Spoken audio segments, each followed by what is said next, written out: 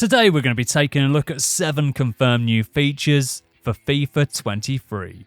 The biggest of which is probably the fact that crossplay will now be available throughout a variety of different game modes. So if you're on Xbox Series X or S for example, you'll be able to play against people on PS5, PC or even on Stadia. Unfortunately though, there won't be any form of crossplay for pro clubs, and this is something that a lot of people are seriously disappointed about. For those that enjoy Ultimate Team though, in addition to crossplay, you may also be pleased to hear that there'll now be a cross-platform transfer market between PlayStation, Xbox and Stadia. So gone are the days where player prices can vary massively between Xbox and PlayStation because they'll now share the same transfer market. The PC and Nintendo Switch games, however, will still have their own individual separate marketplaces. And on the subject of Ultimate Team, we also know that there's going to be a new chemistry system introduced. Women's club teams will now be available for the first time in FIFA history, and straight from launch you'll be able to play as women's club teams from both the English Top Flight Women's Super League and also the French Division 1 Arkema.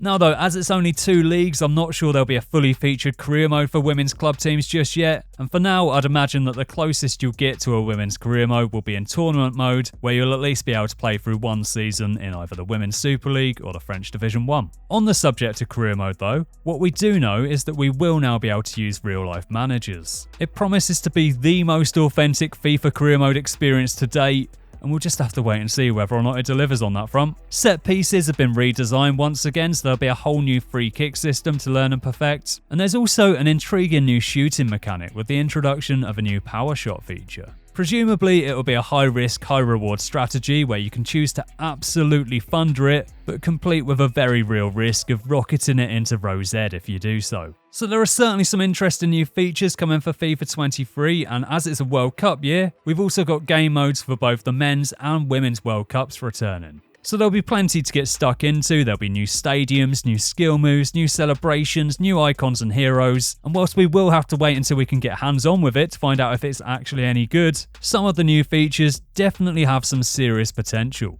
What are you most looking forward to about FIFA 23 though? Let me know your thoughts in the comments section, subscribe if you're new, leave a like on the video if you've enjoyed it, and if you're at all interested in finding out my thoughts on player ratings for FIFA 23, then definitely check out this one.